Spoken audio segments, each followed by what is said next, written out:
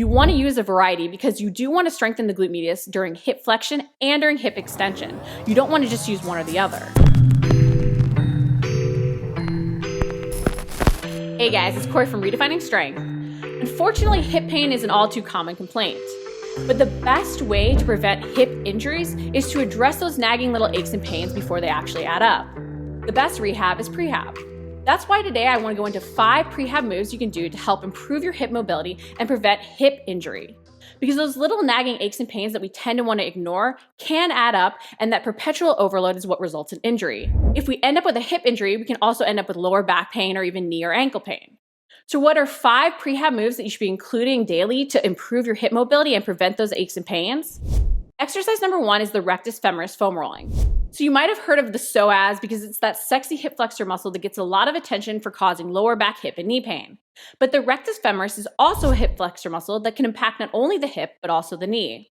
It's the only quad muscle that crosses at both joints. Because the rectus femoris impacts not only your hip, but also your knee, it's key that you address this overactive and shortened muscle. Tightness of the rectus femoris can lead to not only lower back, but also hip and knee pain.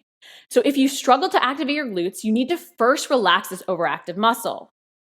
To roll out the rectus femoris, you're going to want to use a ball.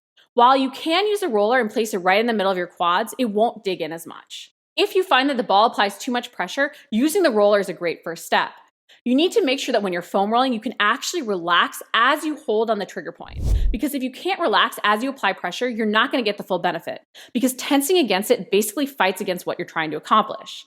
So if you can, you want to use the ball to apply a little bit more pressure. You're going to place the ball right in the middle of the front of your thigh, right in the middle of your quad. Then hold as you relax over the ball. You can then tense and relax this muscle to help it relax and release itself more. So actually flex your quad and then relax as you hold on the tender spot. Don't roll quickly. I know we call it foam rolling, but you actually want to hold on the spot. By relaxing this overactive hip flexor, you can then better activate your glutes. Spend at least 30 seconds on any tight spot that you find, and even up to a minute holding on the same spot. Over a minute doesn't really provide any additional benefit, so don't worry about holding longer than a minute. Exercise number 2 is piriformis foam rolling. The piriformis can often become tight because we spend so much time seated.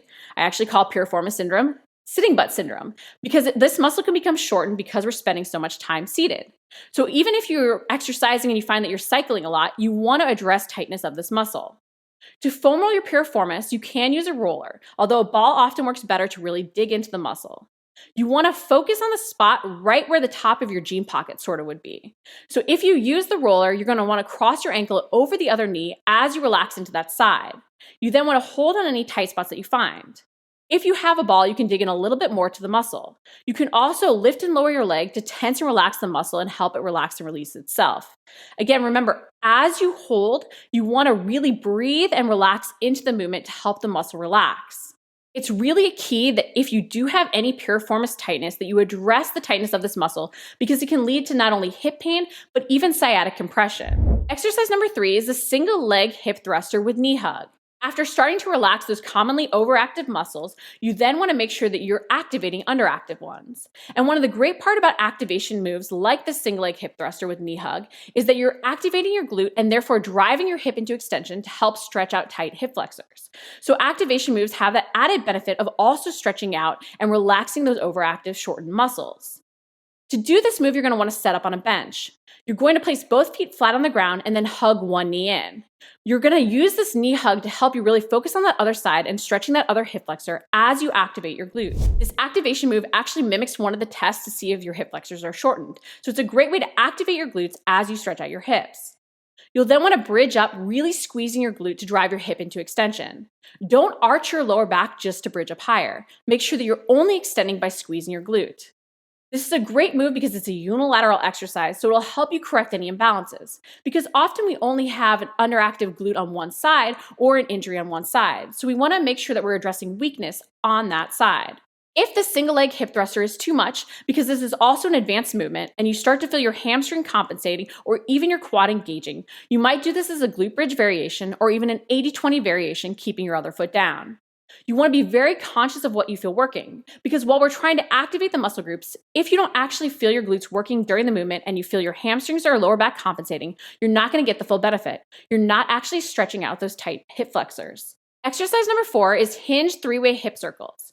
I like doing this move as well, quadrup, or even fully standing. But when you do this fully standing, you have to realize that there's a balance element that takes away a little bit from the mobility element. So if you really need to help with balance, you might even go down to your hands and knees on the ground. This hinge variation is great if you struggle to activate your glute max during a kickback movement, because sometimes doing a slightly bent over movement and putting the hips into slight flexion can really help as you kick back to activate that glute max. Again, this is a unilateral move, so it'll isolate each side. The great part about this move is it puts your hip through a full range of motion. When we want to improve our mobility, we actually want to also improve our stability through that full range of motion. So not only will this move work on your hip extension, but it will also work on your abduction and even your flexion, because you want to be able to really control that full range of motion. To do this move, you're going to want to hinge over, leaning against a wall or even a chair or a bench. You'll then kick back, squeezing your glutes to drive that hip into extension. Don't arch your lower back just to get up higher. You want to almost think about your glutes stopping the move so that you really focus on that contraction of your glute to extend your hip. Pause here, then bend your knee to bring your leg out to the side. This move mimics that fire hydrant, and it's that abduction movement to really target that glute medius. This move will help you improve your hip stability in that frontal plane of motion. Make sure you're not letting your knee get way above your ankle or your foot flare way up, because when you do that, you end up either putting your hip into internal rotation if your foot comes up, or into external rotation if your knee comes up. And that can then lead to compensation with your TFL compensating or your piriformis taking over for your glute medius. So to really make sure you're targeting your glute medius, try and keep that lower leg parallel to the ground as you lift to the side. Pause here, then drive your knee in towards your chest. This will help not only work on hip flexion, but actually engaging your abs to support your hips as well. We want to make sure that we're strengthening through the full range of motion to maintain that range of motion. Often we feel that strength training then limits our range of motion when we've been doing all the stretching to improve it. And it's because we're not then strengthening through the full range of motion. Doing an activation move that actually takes our hip through a full range of motion is really key. Exercise number 5 is the Sideline Series. Whether you're a runner, or you want to improve your lifts, or you simply want to improve your hip stability so that you prevent knee and ankle pain, this is a must-do series. This series really targets that glute medius, and you'll feel it super on fire after doing this full series. It's a great way to build that hip stability and improve your glute max functioning, because the better our glute medius fires, the more stable our hip, and the better our glute max fires as well.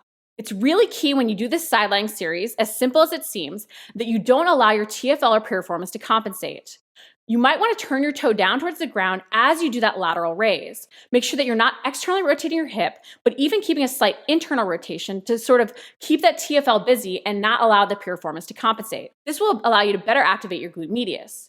Just make sure you're really conscious of what you feel working. You can even put your pointer finger on your hip and your thumb back on your butt to know where you should feel working during the exercise. During the sideline series, your glute medius is always going to be engaged to keep your leg at least 8 to 10 inches off the ground. You want to stay in this engaged position to really work that glute medius through a stability function and then through the full range of motion. You're not only going to do leg lifts, but also front kicks, back kicks, bicycles, and even a forwards to backwards kick. When you do all these different movements, you're making the glute medius work to stabilize your hip even as you do hip flexion and extension. It's a really key exercise for runners because it puts your hip through a full range of motion and actually mimics that gait with that bicycle movement. It's key you strengthen your glute medius to improve your hip stability. We so often ignore this muscle and only focus on those kickback movements to really target the glute max. This is a must-do move in your warm-up, whether or not you're doing a lower body lift, a run, or even cycling.